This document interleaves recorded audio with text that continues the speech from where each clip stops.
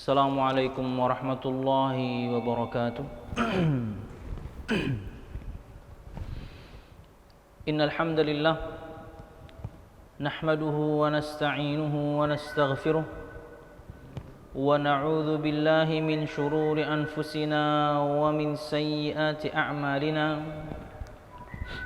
May yahdihillahu fala mudilla lahu wa may yudlil fala hadiya lahu.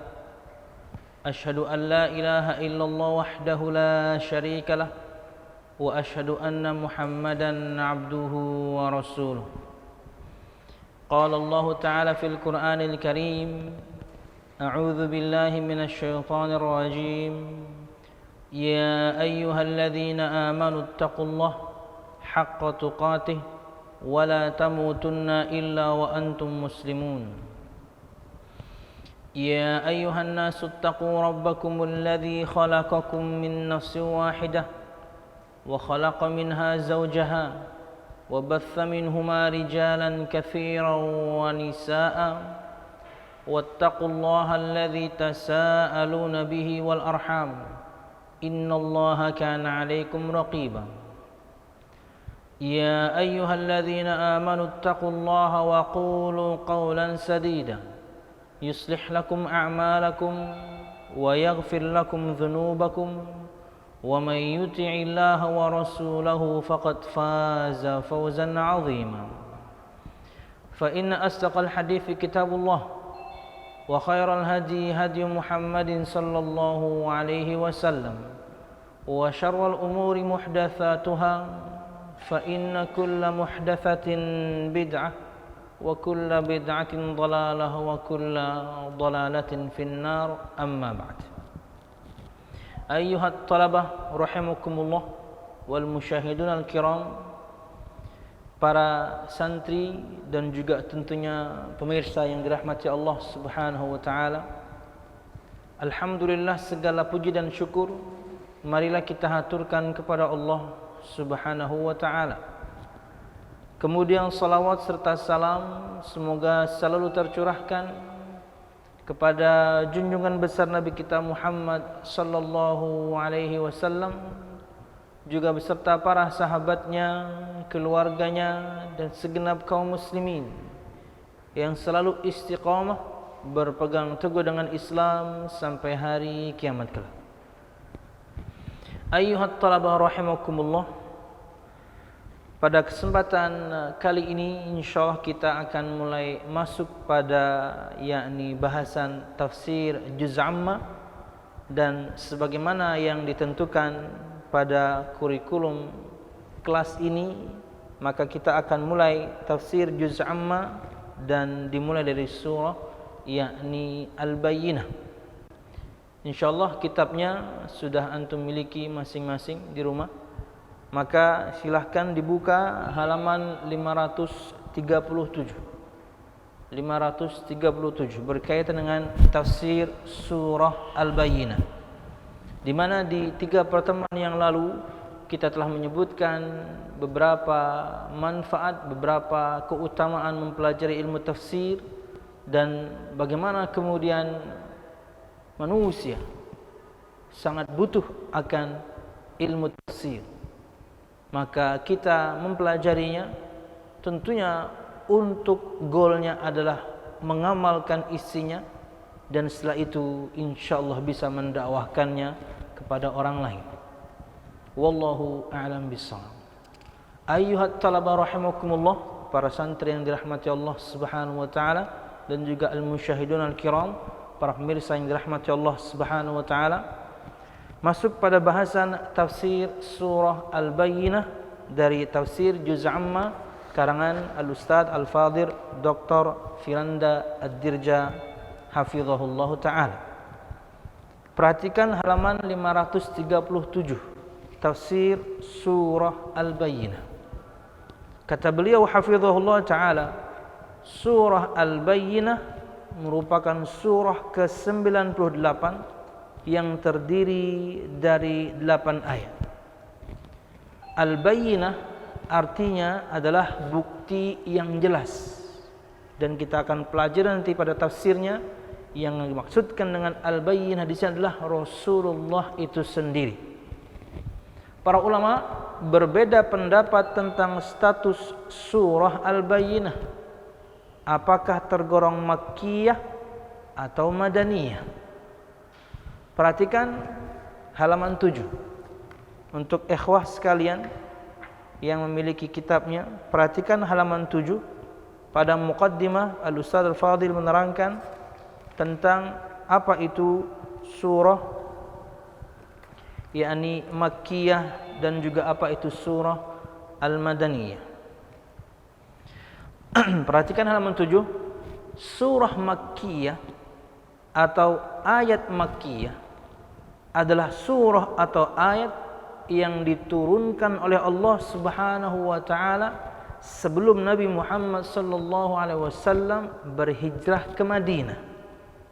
Kita tahu rata-rata surah di juz amma itu makkiyah. Di antara ciri-cirinya adalah ayat-ayatnya pendek-pendek.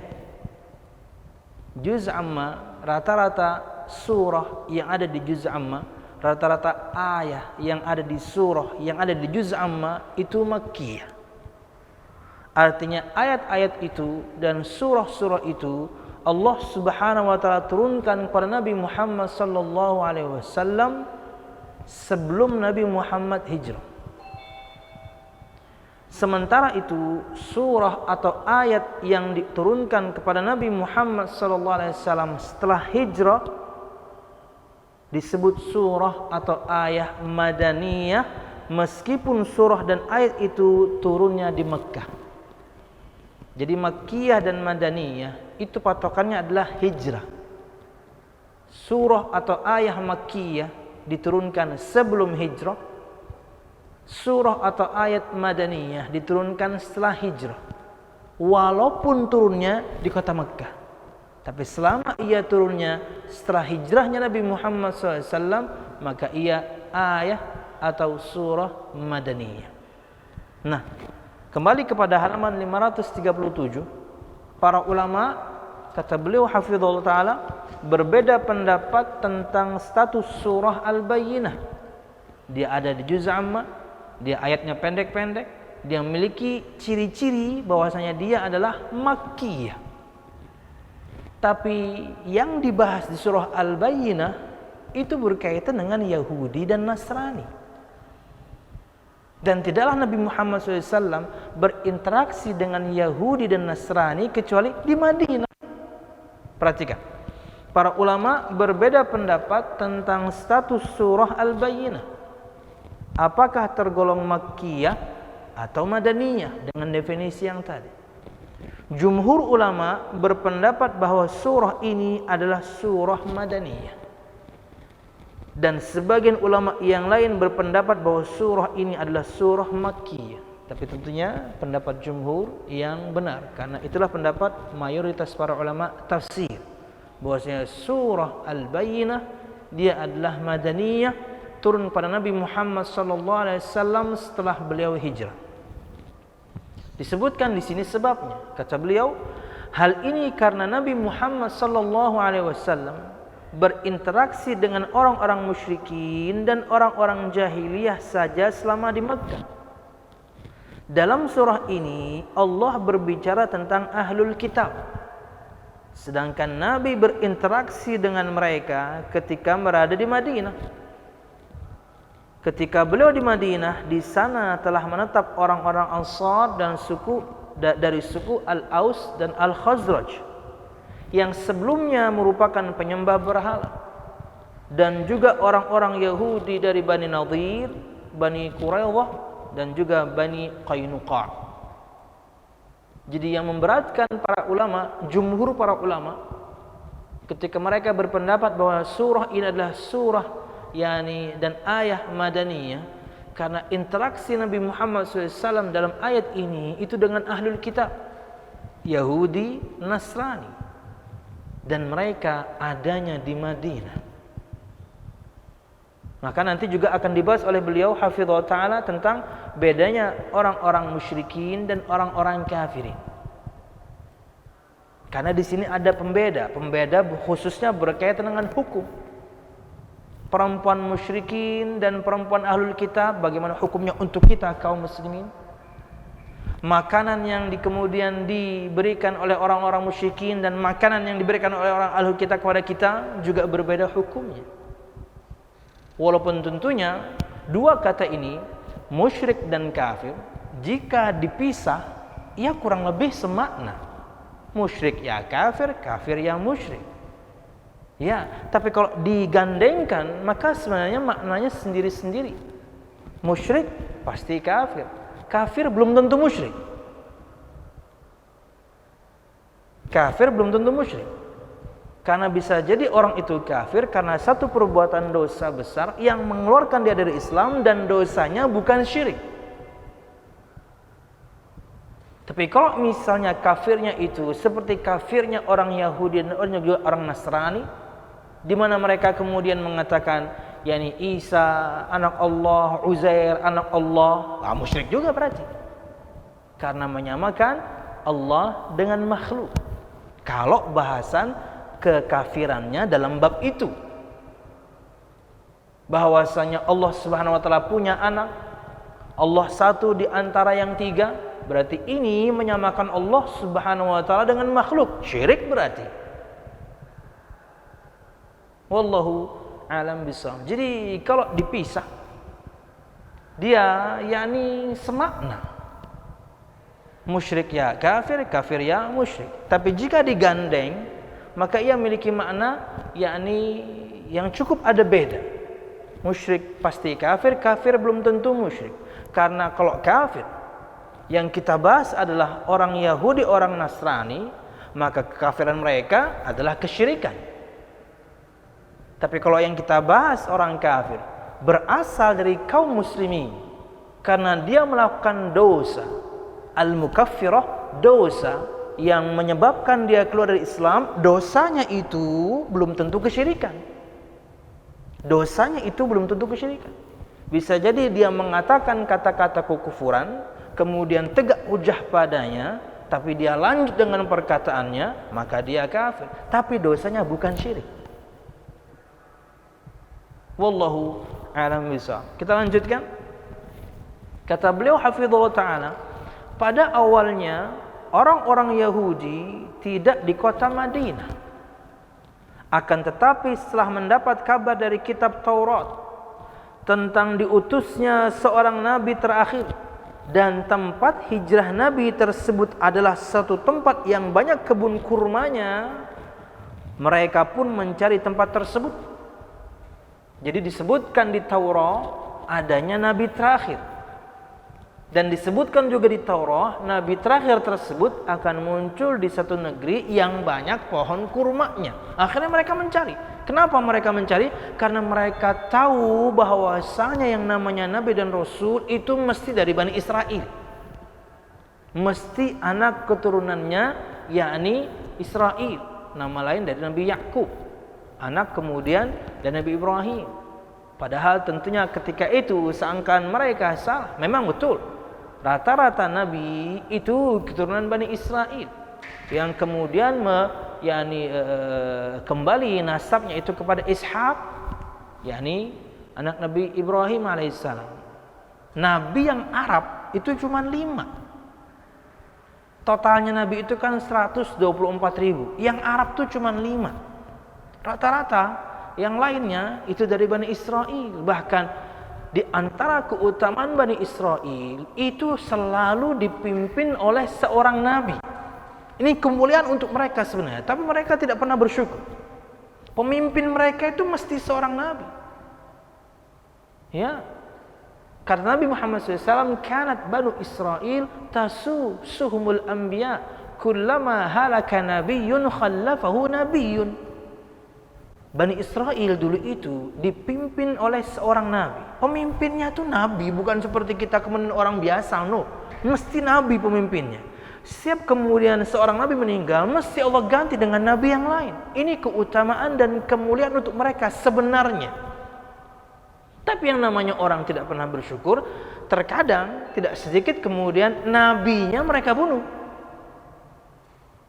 Nah, di saat yang sama ini sebuah bantahan kepada orang-orang yang tidak suka dengan Nabi kita Muhammad SAW, tapi tidak sukanya itu diselimuti dengan kata-kata kiasan. Kok harus turun di negeri Arab? Kok harus orang Arab? Hei, 124.000 Nabi, yang Arab cuma 5. 124.000 Nabi, itu yang Arab cuma 5. Pucuknya Nabi Ismail, kemudian ada Nabi Hud, Saleh, Syuaib, dan kemudian Nabi kita Muhammad SAW. 5 doang. Kalau Anda tidak suka dengan Islam, ya belak-belakan aja nggak suka dengan Islam. Tapi terkadang orang itu menggiring opininya, yakni tidak suka Arab. Loh, aneh jadinya. Padahal Nabi yang Arab cuma 5. Nabi yang Arab cuma 5 di antara semua Nabi dari kalangan Bani Israel. Nah, pada awalnya disebutkan oleh beliau di sini, hafizallahu taala, Ustaz Firanda, orang-orang Yahudi tidak tinggal di kota Madinah. Akan tetapi setelah mendapat kabar dari kitab Taurat tentang diutusnya seorang nabi terakhir dan tempat hijrah nabi tersebut adalah suatu tempat yang banyak kebun kurmanya, Madinah, mereka pun mencari tempat tersebut. Akhirnya ditemukanlah kota Madinah. Lalu mereka pun menetap di sana dan menunggu kedatangan Nabi tersebut. Makanya kan di Madinah itu ada kabilah-kabilah Yahudi besar. Di antaranya tadi telah kita sebutkan, ada Bani Nadir, ada Bani Qainuqa, ada Bani Quraidah. Besar-besar kabilahnya. Bahkan yakni Al-Aus dan Al-Khazraj sebelumnya pun mereka yakni kabilah besar di sana, tapi menyembah berhala. Cuman kemudian mereka lah yang menjadi Islam. Akhirnya ditemukanlah kota Madinah. Lalu mereka pun menetap di sana dan menunggu kedatangan Nabi tersebut, karena mereka yakin ini keturunan terakhir dari kalangan Bani Israel. Makanya mereka tunggu. Makanya tahu sejarah, kalau kita baca sirah sejarah Nabi Muhammad SAW, bagaimana kala itu orang-orang Yahudi tahu Nabi kita Muhammad itu Muhammad. Kan mereka nunggu nih, mereka nunggu ada Nabi terakhir yang akan keluar nanti di satu negeri yang banyak pohon kurmanya, yang akan hijrah ke satu negeri yang banyak pohon kurmanya, Madinah. Akhirnya mereka tungguin. Begitu Nabi Muhammad hijrah ke Madinah dan masuk kota Madinah, bagaimana cara mereka tahu bahwasanya Nabi kita Muhammad itu Nabi? Dengan praktek Abu Bakar As-Siddiq radhiyallahu anhu yang kala itu menutupi kepala Nabi Muhammad SAW karena kala itu sangat panas, terik matahari sangat menyengat. Akhirnya Nabi Muhammad SAW, yakni beliau tutupi, beliau selendangi. Nah, disitulah mereka tahu, oh, itu yang namanya Muhammad. Satu orang itu yang mereka lindungi. Oke, kita lanjutkan dulu. Mereka juga sangat mengetahui sifat-sifat Nabi terakhir yang akan diutus tersebut. Ya, karena disebutkan di Taurat. Jangankan Nabi kita Muhammad SAW, para sahabat Nabi Muhammad saja itu disebutkan di Taurat dan disebutkan di Injil. Sahabatnya Nabi Muhammad saja disebutkan, apalagi Nabi kita. Apalagi Nabi kita. Mereka tunggu-tunggu. Allah Subhanahu wa taala berfirman dalam surah Al-Baqarah ayat 146, "Alladzina atainahumul kitaba ya'rifunahu kama ya'rifuna abna'ahum." Yang artinya adalah orang-orang yang telah kami beri kitab Taurat dan Injil mengenalnya, maksudnya mengenal Nabi Muhammad SAW seperti mengenal anak-anak mereka sendiri. Saking disebutkan detail-sif Nabi kita Muhammad di Taurat dan Injil, kenal mereka. Perhatikan halaman 538. Mereka menduga Nabi terakhir itu berasal dari kalangan Bani Israel sebagaimana para nabi sebelumnya. Nabi Ibrahim memiliki 2 anak, yaitu Ishak dan Ismail. Ishak memiliki anak yaitu Yakub yang kemudian dijuluki Israel. Ingat, Israel itu adalah Nabi Yakub. Israil itu adalah Nabi Yakub. Dari Yakub inilah kemudian lahir semua nabi setelahnya. Mulai dari Nabi Yusuf hingga Nabi Isa. Semua nabi tersebut adalah keturunan Bani Israil.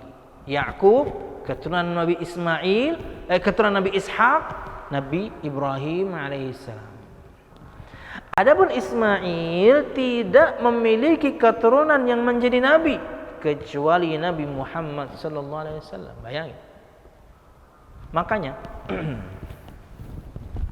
di antara cerita yang diusahakan oleh orang-orang Yahudi untuk dirubah adalah cerita tentang keutamaan Nabi Ismail.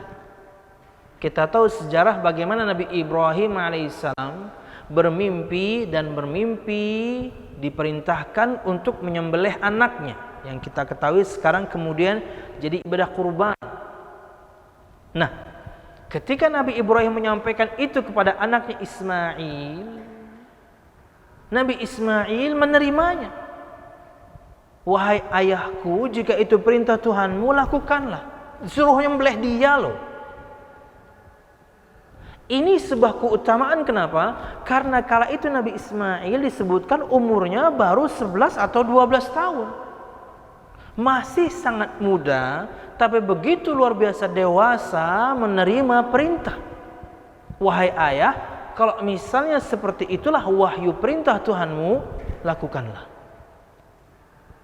Ini bagi orang-orang Bani Israil sebuah keutamaan. Makanya mereka mengaku-ngaku kala itu yang mengatakan kata-kata itu kepada ayahnya itu Nabi Ibrahim itu Ishak, bukan Ismail.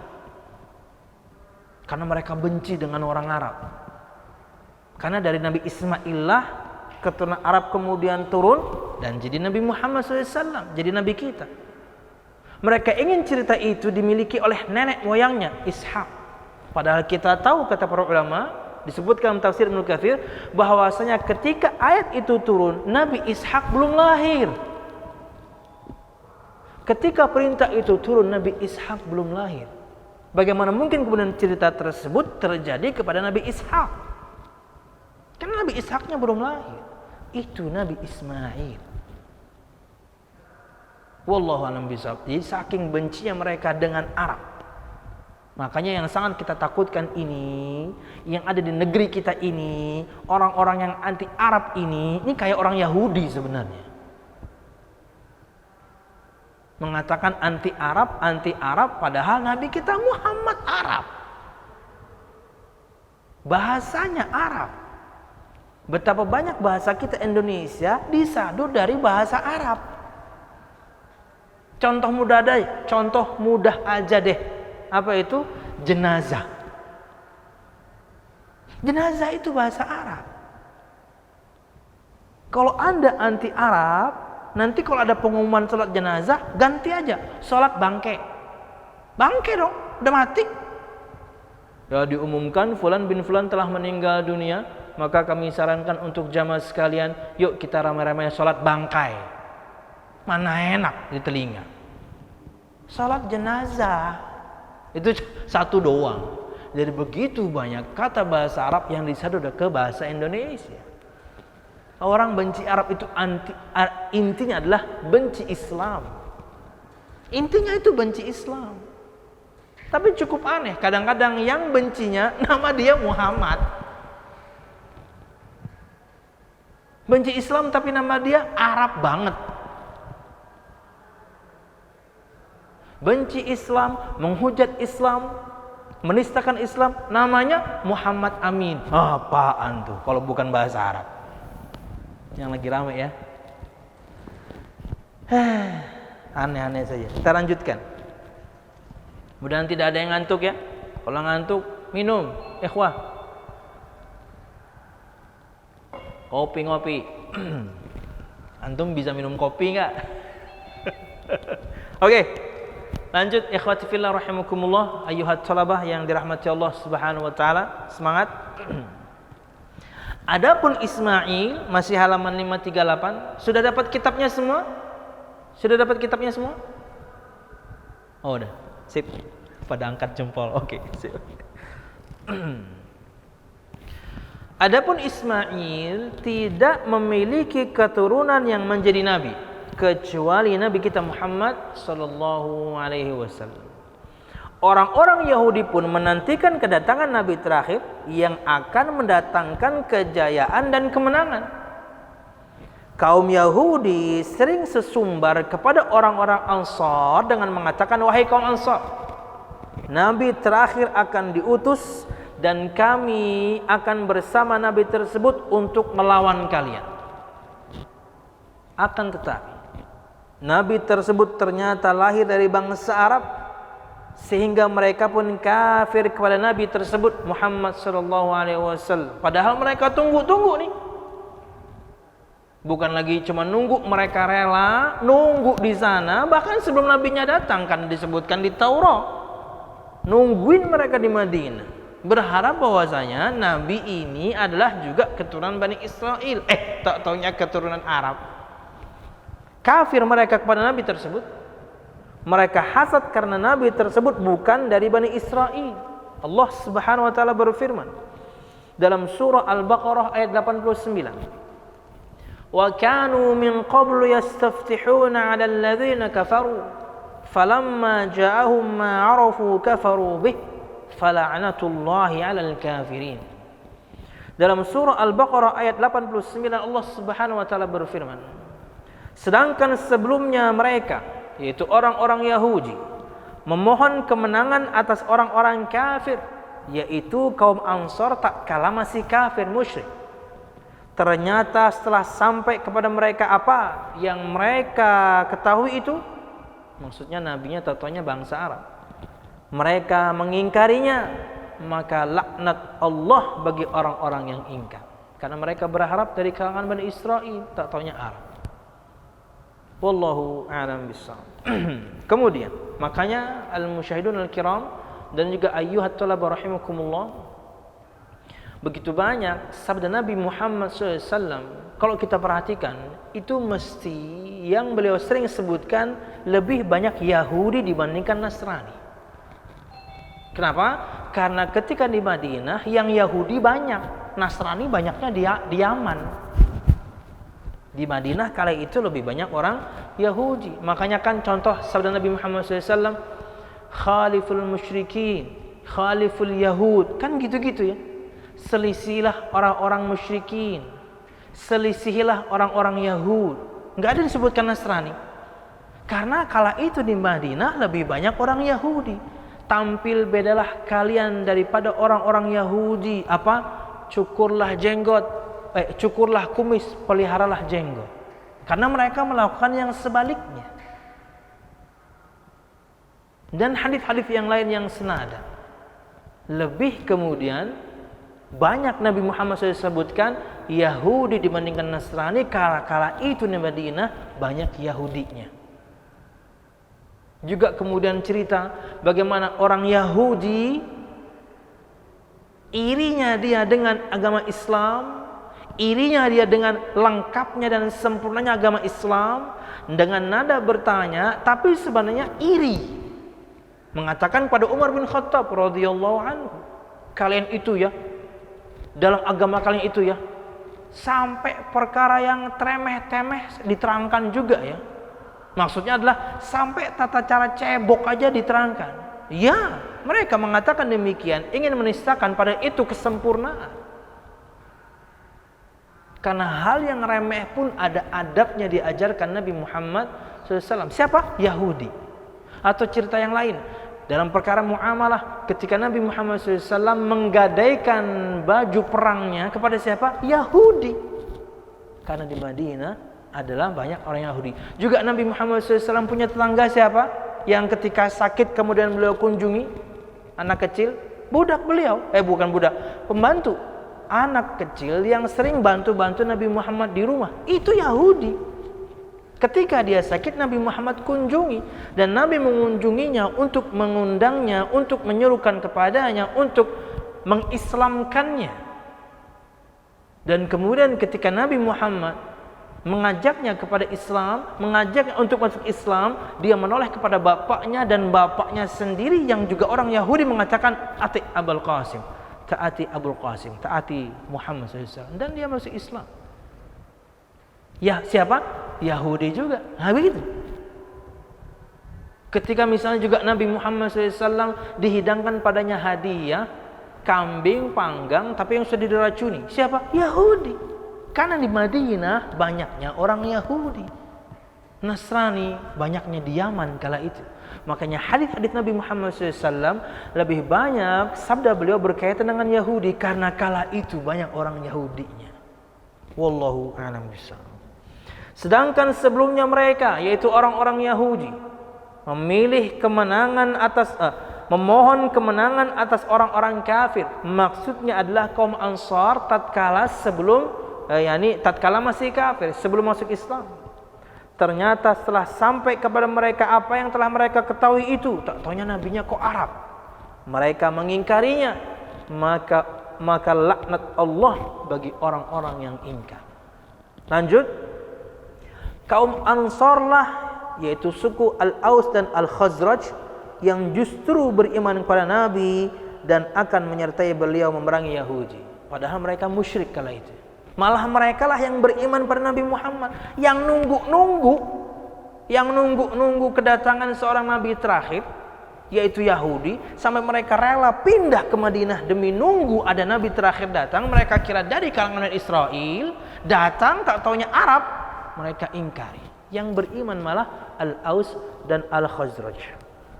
Kaum Ansar berkata, disebutkan dalam sebuah riwayat, kunna qad alawnahum dahran fil jahiliyah wa nahnu ahlus syirki wa hum ahlul kitab. Fakanu yaquluna inna nabiyyan al-an mab'athuhu qad adalla zamanuhu yaqtuluhum qatla 'adin wa iram. Falamma ba'atha Allah ta'ala dzikruhu rasulahu min Quraisy wattaba'nahu kafaru bihi. Yang artinya adalah kaum Ansar berkata, kami kaum Ansar dahulu mengalahkan kaum Yahudi beberapa lama pada zaman jahiliyah, perang menang terus mereka. Dan ketika itu kami masih musyrik, sementara mereka ahlul kitab, orang atau kaum yang diutus kepadanya seorang nabi dengan satu kitab, ahlul kitab, Yahudi dan Nasrani. Mereka dahulu berkata, sesungguhnya seorang nabi yang sekarang sudah hampir tiba pengutusannya, ia akan membunuh kalian sebagaimana dibinasakannya kaum Ad dan Iram. Nah, disebutkan di surah Iramadatil Imad, tafsir Al-Fajr ya, Al-Fajr ya. Berkaitan dengan bagaimana Allah menghancurkan Iram, Ad, Thamud, ada di awal-awal surah, yakni Al-Fajr. Bagaimana Allah menghancurkan mereka karena mereka mendustakan nabinya Muhammad, karena mereka mendustakan nabi yang diutus pada mereka. Ada Saleh, ada Hud. Ketika Allah mengutus rasulnya dari suku Quraisy, kami kaum Ansar justru yang mengikutinya sedang mereka kafir kepadanya.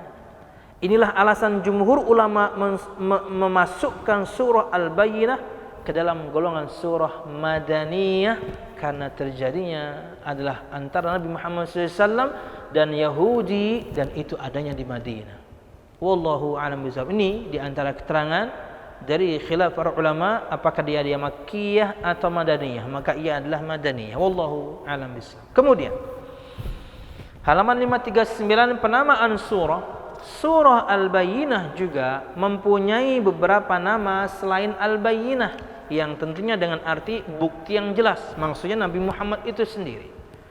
Seperti surah Al-Qayyimah, surah Munfakkin, surah Ahlul Kitab, surah Lam Yakunil Ladzina Kafaru. Nah, ini perlu digaris bawah ini. Ikhwati fillah rahimakumullah, ayyuhat talaba, ini mungkin nanti keluar di ujian. Apa nama lain surah Al-Bayyinah? Nah, ini garis bawah ya, mungkin akan keluar. Oke. Sebagaimana dalam suatu hadis yang diriwayatkan oleh Imam Bukhari dari Anas bin Malik radhiyallahu anhu, Nabi Muhammad SAW pernah berkata kepada Ubay bin Ka'ab, ulama di kalangan para sahabat yang Yahudi. Ubay itu Yahudi.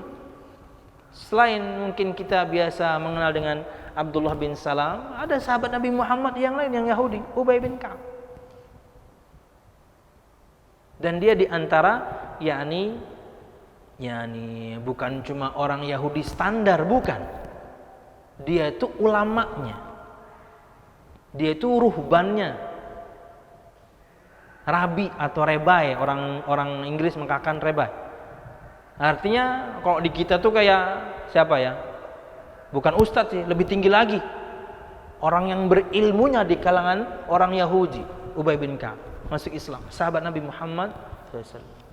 Kata Nabi Muhammad SAW kepada Ubay bin Ka'ab radhiyallahu anhu, "Innallaha amarani an aqra'a 'alaika lam yakunil ladzina kafaru min ahlil kitab." Qala wa sammani, qala na'am, fabaka. Kata Nabi Muhammad SAW, sesungguhnya Allah Subhanahu wa Ta'ala memerintahkanku untuk membacakan kepadamu surah lam yakunil ladzina kafaru. Itulah kenapa surah ini nama lainnya surah lam yakunil ladzina kafaru, juga surah Al-Qayyimah, juga surah Munfakkin, juga surah Ahlul Kitab, nama lain dari surah Al-Bayyinah.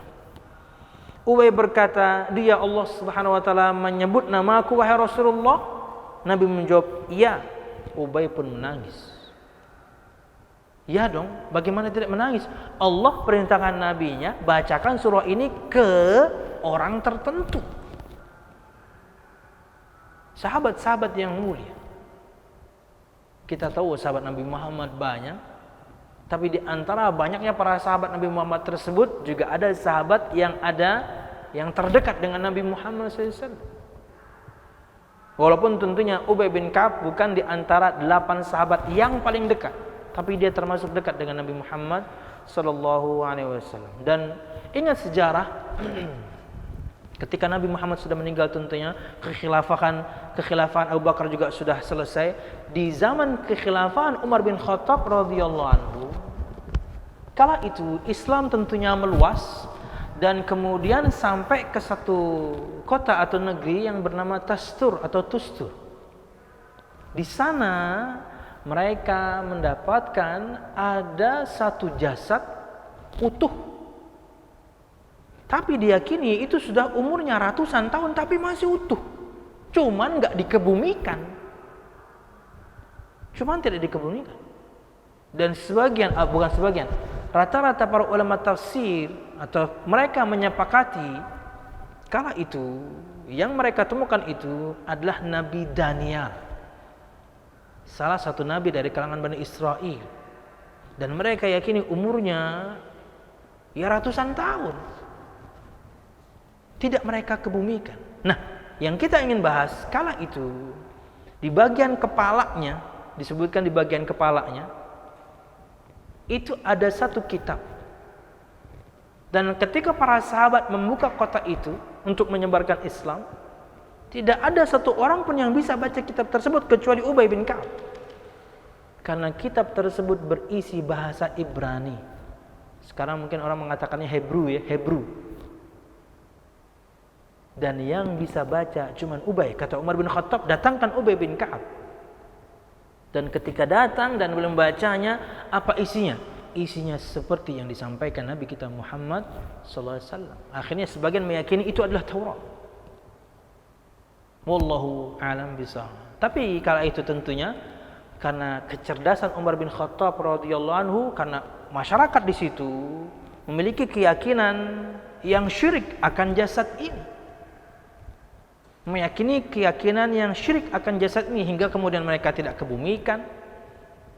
Entah di antaranya juga mungkin meyakini dijauhkannya mereka dari petaka, karena nanti kalau dikebumikan akan datang petaka. Umar, no. Di antara praktek Umar bin Khattab radhiyallahu anhu, bagaimana beliau mempelajarinya dari Nabi Muhammad SAW, potong kompas, potong jalur, jangan sampai orang nanti terjerumus kepada kesyirikan di masa mendatang.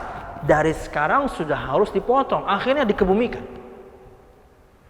Karena kalau enggak nanti waktu berjalan lama, kesyirikan akan berlanjut. Kala itu kemudian Umar bin Khattab disebutkan membikin 13 liang lahat dan disaksikan oleh orang banyak di tempat-tempat yang berbeda, 13. Mereka saksikan lubang-lubangnya, dan kemudian di malam hari Umar bin Khattab radhiyallahu anhu dan para sahabat yang lain mengebumikan di salah satu lubang tersebut, tapi nggak ada yang tahu. Demi menjaga supaya orang itu kemudian tidak berbuat syirik. Ya, karena memang di antara keutamaan Nabi dan Rasul, jasadnya itu utuh. Ketika dikebumikan pun jasad seorang Nabi dan Rasul itu utuh.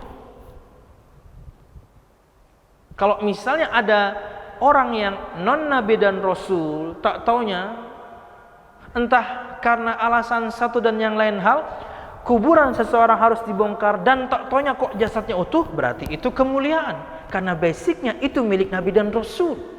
Jasad utuh itu kekhususan Nabi dan Rasul. Kalau ada orang bukan Nabi dan Rasul kok memiliki keutamaan tersebut, berarti itu karomah. Makanya kita juga meyakini bahwasanya setelah meninggal pun seseorang bisa dapat karomah, tapi itu untuk keutamaan diri yang punya diri, bukan untuk orang lain. Bahkan disebutkan oleh Syekhul Islam Taimiyah juga dalam Majmu' Fatawanya, ru'yah hissan, betul-betul dilihat secara indrawi. Satu kuburan terbongkar dan betul-betul jasad orang tersebut utuh. Jasad utuh, tidak dimakan belatung atau ulat atau apapun yang ada di dalam tanah itu kekhususan Nabi dan Rasul. Kalau ada orang bukan Nabi dan Rasul kok dapat keutamaan begitu, karomah dong namanya. Tapi itu keutamaan untuk yang punya diri, untuk orang tersebut, bukan kemudian kita minta-minta sama orang itu. Karomah tetap berjalan ketika orang itu sudah meninggal. Di antaranya jasadnya utuh, enggak dimakan belatung. Padahal itu keutamaan Nabi dan Rasul, tapi itu keutamaan buat dia. Yang hidup jangan salah paham. Wah, ini berarti wali nih. Wah, ini berarti orang hebat nih. Lalu Anda minta-minta ke orang itu. Syirik. Jangankan orang itu, Anda minta-minta pada Nabi Muhammad sekarang, syirik.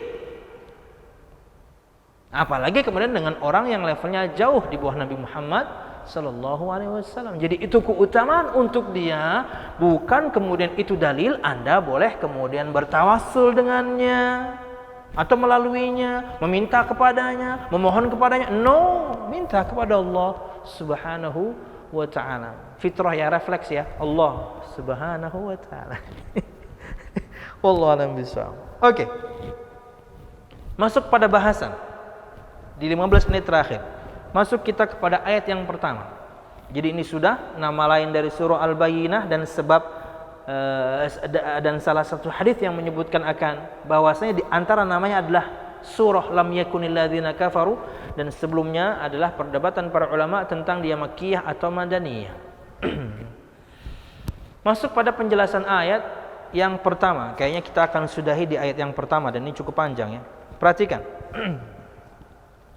Allah Subhanahu wa taala berfirman, "Lam yakunil ladzina kafaru min ahlil kitab wal musyrikin munfakkin hatta ta'tiyahumul bayyinah." Yang artinya adalah orang-orang yang kafir dari golongan ahli kitab dan orang-orang musyrik tidak akan meninggalkan agama mereka sampai datang kepada mereka bukti yang nyata.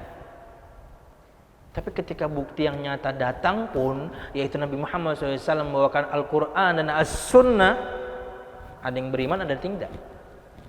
Ada yang beriman dan ada yang tidak. Penjelasan ayat, kata beliau hafizahullah ta'ala, Al-Ustaz Al-Fadil Firanda Ad-Dirja hafizahullah ta'ala. Para ulama terbagi dalam beberapa pendapat tentang tafsir ayat ini. Di antara pendapat tersebut adalah sebagai berikut. Pendapat pertama, bahwa ahli kitab dan kaum musyrikin tidak akan melepaskan diri dari kesyirikan sampai datang bukti yang nyata, yaitu Nabi yang mulia Muhammad sallallahu alaihi wasallam. Maka sebagian mereka beriman kepada Nabi dan melepaskan kesyirikannya. Ini pendapat yang pertama. Bahwasanya ahli kitab dan orang-orang musyrikin, Yahudi Nasrani dan orang-orang musyrikin tidak akan melepaskan diri dari kesyirikan sampai datang bukti yang nyata, yaitu Nabi kita Muhammad SAW. Maka sebagian mereka beriman kepada Nabi Muhammad SAW dan melepaskan kesyirikan mereka.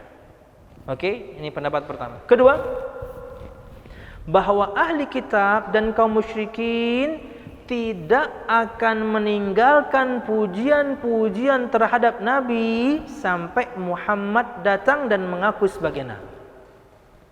Kenapa? Mereka akan hidup bersama Nabi Muhammad. Mereka tahu akan Nabi Muhammad SAW. Mereka puji Nabi Muhammad SAW. Bahkan, yakni orang-orang musyrikin, khususnya juga apalagi yang di Mekah, mereka yang menyematkan kepada Nabi kita Muhammad SAW, Nabi adalah orang yang sadik, jujur. Nabi Muhammad adalah orang yang amin, terpercaya. Itu bahkan sebelum Nabi Muhammad diutus jadi Nabi dan Rasul. Jadi pendapat yang kedua mengatakan bahwasanya ahli kitab dan orang-orang musyrikin tidak meninggalkan pujian-pujian terhadap Nabi Muhammad SAW sampai Muhammad datang dan mengaku sebagai Nabi. Baru sebagian mereka berhenti memuji. Perhatikan di sini. Sebelumnya, orang-orang Yahudi memuji Nabi karena mereka meyakini Nabi tersebut akan datang dari kaumnya. Dipuji-puji itu. Karena disebutkan dalam kitab mereka, akan datang Nabi terakhir. Dipuji-puji. Mereka tahu sifatnya detail. Makanya kan di antara yakni detailnya mereka tahu sifat Nabi Muhammad SAW kan ada tuh di cerita bagaimana percakapan Heraklius dan Abu Sufyan. Hadis nomor 7 dalam Sahih Bukhari, di antara hadis yang cukup panjang, menceritakan bagaimana percakapan Herakl, wallahu alam bisawab, apakah bisa dikatakan Hercules saya tidak tahu, yang jelas Heraklius, dia pemuka Romawi, bertemu dengan utusan dari kalangan orang-orang kafir Quraisy. Kala itu adalah Abu Sufyan, yang tentunya dialah yang menceritakan ketika dia sudah masuk Islam. Cerita ini dia yang menceritakan. Tapi kala itu dia utusan orang, yakni Quraisy, untuk bertemu dengan yakni pemuka Rum atau Romawi. Ketika bertemu, tentunya terjadi pertemuan dengan turjuman, dengan penerjemah. Heraklius punya penerjemah, Abu Sufyan punya penerjemah. Terjadi percakapan. Nah, di antara pertanyaan-pertanyaan Heraklius itu bukan di antara pertanyaan-pertanyaan Heraklius tentang Nabi terakhir itu detail. Apakah ada orang ngaku sebagai Nabi dari Arab? Betul. Apakah dia dari golongan atau kabilah ternama? Ternama. Dia keturunan Quraisy, kabilah paling utama di antara kami. Apakah kemudian apakah kemudian pengikutnya orang miskin atau orang kaya? Orang miskin. Apakah pengikutnya makin banyak? Makin banyak. Apakah dia diutus oleh kaumnya? Apakah dia diusir oleh kaumnya? Diusir. Detail. Dari mana dia tahu? Dari kitab sucinya. Makanya pertanyaannya detail. Karena sudah disebutkan dalam Taurat bagaimana sifat detail Nabi Muhammad.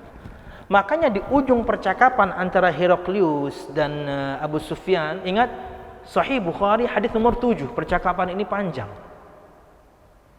Kata dia mengatakan, jika aku bertemu dengan orang ini, saya akan cuci kakinya. Makanya sebagian para ulama mengatakan Heraklius sebenarnya beriman. Walaupun pendapat yang benar, dia tidak beriman. Kenapa? Dia tidak mengucapkan 2 kalimat syahadat kok. Cuman perkataan itu bukti dia membenarkan. Kalau saya ketemu dengan orang ini, saya akan cuci kakinya. Dan cerita ini muncul ketika Abu Sufyan, kala itu di antara pemuka Quraisy masuk Islam dan dia ceritakan semuanya. Dan kala itu juga di antara faedah bahasanya adalah bahwasanya kata Abu Sufyan, kala itu saya sangat mampu berdusta. Kala itu saya sangat mampu bohong. Ketika dia nanya detail tentang Nabi Muhammad SAW, saya bisa aja bohong. Apakah sudah ada orang mengaku Nabi di negeri Arab? Enggak ada tuh, enggak ada. Bisa. Atau ketika ada misalnya, Pertanyaan berikutnya, apakah dia dari kabilah ternama? Enggak, dari kabilah ecek-ecek biasa dia. Kabilah kaleng-kaleng. Bisa, tapi enggak.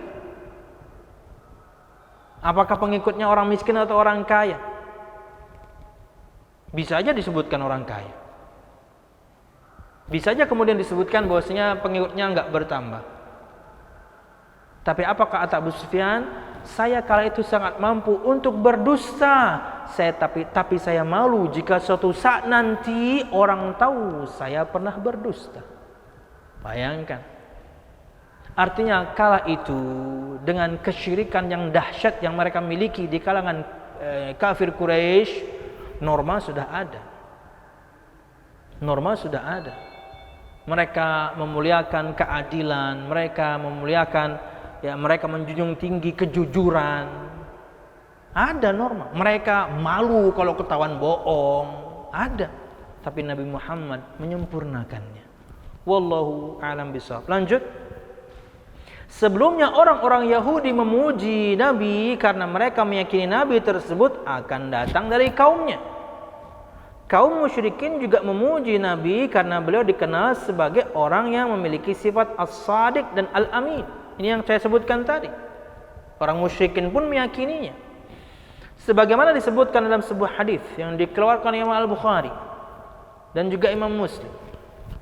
Disebutkan dari sahabat Abdullah bin Abbas radhiyallahu anhuma, an Ibnu Abbas, anna an-nabiy sallallahu alaihi wasallam kharaja ila al-Batha fa sa'ida ila al-jabal fanada ya sabahah fajtama'at ilayhi Quraish faqala ara'aytum in haddathukum anna al-aduwa musabbihukum aw mumassikum akuntum tusaddiquni qalu na'am qala fa inni nadhirun lakum bayna yaday 'adzabin syadid faqala Abu Lahab ali hadza jama'tana tabban laka fa anzalallahu 'azza wa jalla tabbat yada abi lahabin ila akhiriha. Disebutkan dari Abdullah bin Abbas radhiyallahu anhu di antara dalil bahwasanya orang-orang musyrikin kala itu memuji Nabi Muhammad. Mereka yang sematkan kejujuran dan terpercayanya Nabi Muhammad bahkan sebelum Nabi Muhammad jadi nabi dan rasul. Dari Ibnu Abbas radhiyallahu anhu bahwa suatu hari Nabi Muhammad sallallahu alaihi wasallam keluar menuju Batha. Kemudian beliau naik ke bukit sambil berseru, wahai sekalian manusia. Terjemahannya, wahai sekalian manusia. Tapi perhatikan bahasa Arabnya, ya sabahah. Perkataan ya sabahah itu identik dengan seruan kalau misalnya ada musuh mau nyerang kota. Terjemahannya, wahai sekalian manusia. Biasa dong. Ketika jadi bahasa Indonesia dia biasa, wahai sekalian manusia. Tapi tidak dengan bahasa Arabnya.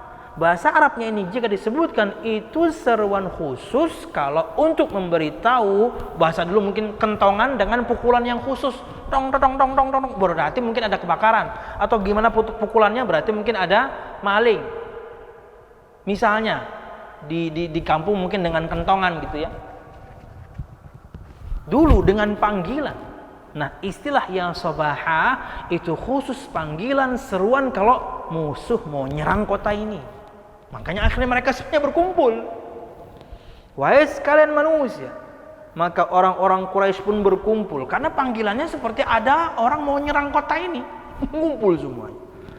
Kemudian beliau bertanya, bagaimana sekiranya aku mengabarkan kepada kalian bahwa musuh di balik bukit ini akan segera menyergap kalian di pagi hari atau di sore hari.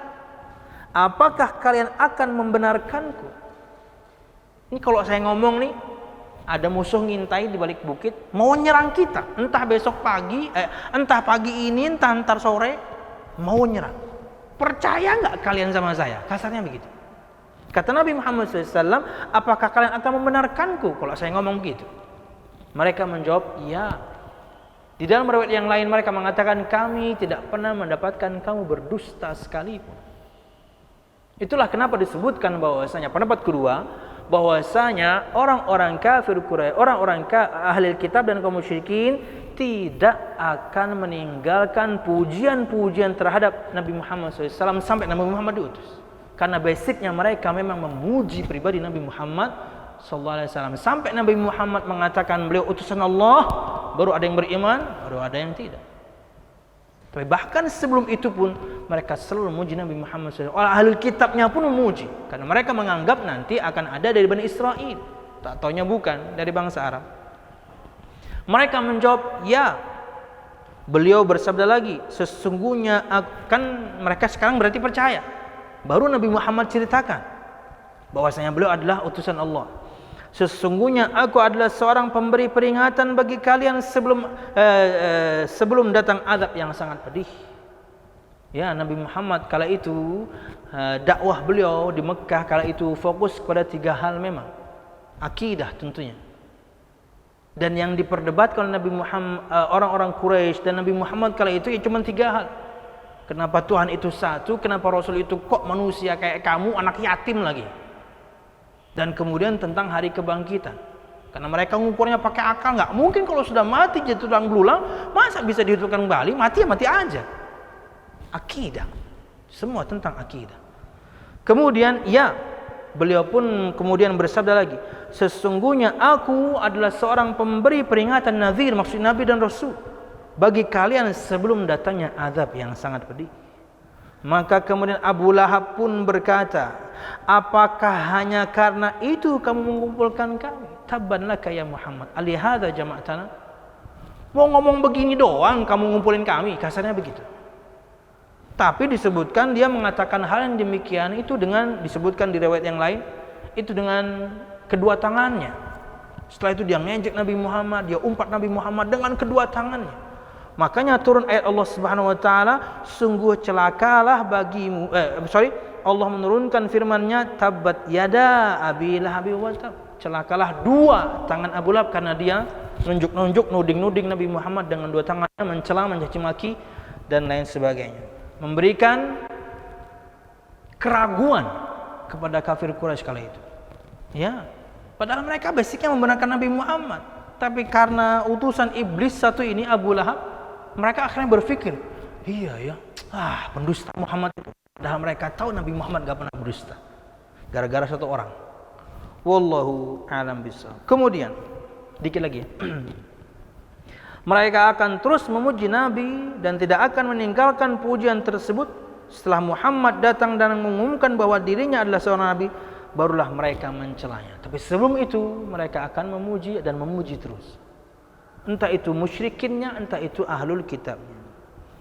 Nah, al-musyahidun al-kiram dan juga ikhwah sekalian, ikhwah thalab rahimakumullah, disebutkan di sini sebagai penutup paragraf terakhir ini, ayat ini juga menjadi dalil bahwa baik ahli kitab maupun kaum musyrikin, keduanya orang-orang kafir, sama. Ini yang saya bahas tadi di awal. Ahlul kitab dan musyrikin kafir. Selain itu, ahli kitab sendiri juga telah berbuat syirik. Sebagaimana keterangan anda tadi di awal, atau ulun tadi di awal. Kaum musyrikin pada zaman Nabi adalah para penyembah berhala dan penyembah api atau orang-orang Majusi. Sementara itu, kesyirikan ahli kitab berbeda. Makanya tadi kalau untuk perhatikan, kita sebutkan tadi musyrik pasti kafir, kafir belum tentu musyrik. Tapi ini perlu detail. Kafirnya siapa dulu? Jika Yahudi Nasrani, maka kafirannya karena kesyirikan mereka. Mereka katakan Nabi Isa anak Allah, mereka katakan Uzair anak Allah, musyrik makhluk. Tapi jika si pelakunya seorang mukmin tapi mengatakan kata-kata kekufuran, seorang mukmin melakukan perbuatan kekufuran yang seharusnya mengeluarkan dia dari Islam, setelah tegak hujah padanya, sudah ada yang nasihati, lanjut dia dengan perkataan tersebut, lanjut dia dengan perbuatan tersebut, maka dia kafir. Tapi kekafirannya, perbuatan yang membuat dia kafir, belum tentu perbuatan syirik, yaitu menyekutukan Allah SWT. Jadi perlu dicek. Wallahu a'lam bishawab. Sementara itu, kesyirikan ahli kitab berbeda. Mereka orang-orang Yahudi mengatakan bahwa Uzair adalah anak Allah. Mereka menyamakan Allah dengan makhluk. Mereka mengatakan tangan Allah terbelenggu. Mereka juga mengatakan Allah miskin.